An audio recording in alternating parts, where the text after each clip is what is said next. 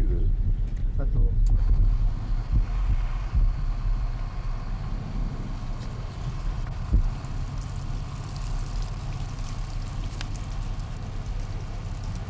J'ai fait entrer dans ces personnages et dans ce climat des choses que j'ai vues à l'étranger au cours de reportages, des rencontres que j'ai faites avec des gens qui pouvaient être français, anglais. J'ai travaillé quand j'étais étudiant dans un grand magasin de Londres. Il y a des personnages qui m'avaient fasciné, mais qui pourraient être les mêmes dans un grand magasin de Genève. Ça n'est pas donc l'inhibition suisse, Non, je crois que c'est peut-être provincial.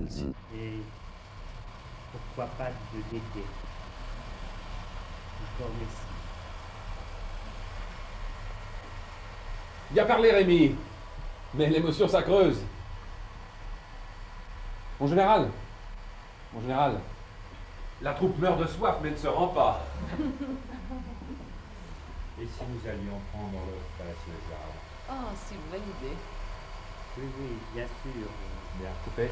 T'as pas réagi quand elle dit bien parlé? Eh ben non, je sais pas ce qui s'est passé. Est-ce qu'on peut l'attirer là? Non.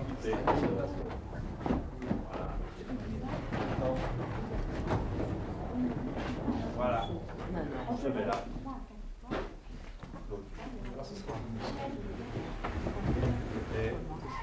Et Jean-Luc, il viendra ici. Hein. D'accord. François, tu voudrais te mettre en place? Je voudrais faire cadrage.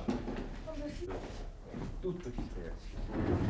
Tu amorces un sourire, ne pas être méprisant, mais en même temps, tu n'entres pas dans son jeu. Simone Char, c'est une femme de 35 ans qui dans la vie est mariée à un homme qui fait de l'alpinisme le samedi et dimanche, qu'il abandonne un peu le samedi et dimanche, et qui est secrétaire de direction. Et c'est une femme très touchante, très sensible, et qui va, au cours de cette invitation, réagir surtout de façon très sentimentale à cette invitation. Parce qu'elle est frustrée sur ce plan. Elle est très frustrée finalement, et forcément tout va l'atteindre au premier degré, et de façon très, très tendre surtout.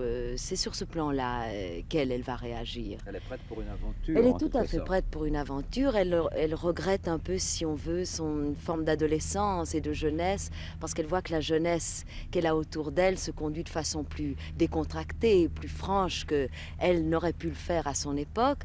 Alors obligatoirement, elle rêve beaucoup et elle va essayer de concrétiser un de ses rêves personnels durant cette invitation. Au moins, les événements vont faire qu'elle va aller un petit peu plus loin que ce qu'elle avait prévu. Avec quoi. un de ses collègues de bureau. Avec son chef de bureau. Pour moi, Emma n'a pas de problème parce qu'elle les a déjà dépassés. C'est une personne, quand même, une demoiselle qui n'est plus très jeune. Alors ses problèmes, c'est surtout de sortir du quotidien de la vie. Et ce n'est pas une héroïne. C'est une femme comme il y en a dans presque tous les bureaux. Et alors elle se fait une fête de cette invitation parce que ça la sortira de... C'est comme une petite fille qui attend le jour de Noël avec impatience, qui prépare cette journée merveilleuse. Cette journée, c'est une journée qui doit être une journée de libération, et c'est une journée de libération ratée, tout foire. Et ces gens qui se sont montrés, qui se sont vus tels qu'ils étaient, vont reprendre leur travail de bureau. C'est-à-dire que tout va rentrer dans l'ordre. Tout va rentrer dans l'ordre. Une sorte de peut-être pessimisme. pas tout à fait, dans la mesure où ils seront mieux qu'ils sont. Et ce sera peut-être pire, ce sera peut-être mieux, je ne sais pas. Il y a un personnage qui est la petite apprentie, qui a 18-20 ans et qui est donc au départ de sa vie, qui elle ne reprendra pas le travail de bureau parce que c'est elle qui aura fait éclater cette société en les provoquant à un certain moment, et elle aura trouvé enfin une amorce, disons, un embryon de libération. En tout cas, elle ne retournera pas au bureau. Elle ne retournera pas au bureau.